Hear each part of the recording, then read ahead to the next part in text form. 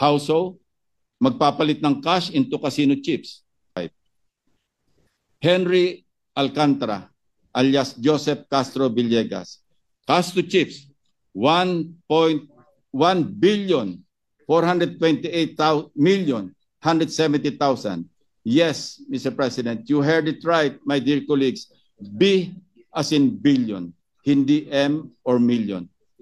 Cash to chips, 997,765,000 pesos.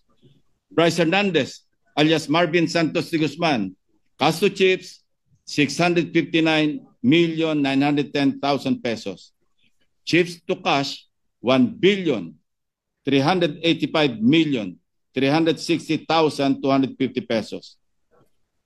JP de Guzman, alias PJ Asuncion, cash to chips from 2023 to 2024, 26,500,000. Cash to chips, 2023 and 2024, 280,093,500 pesos. In this regard, my office has submitted their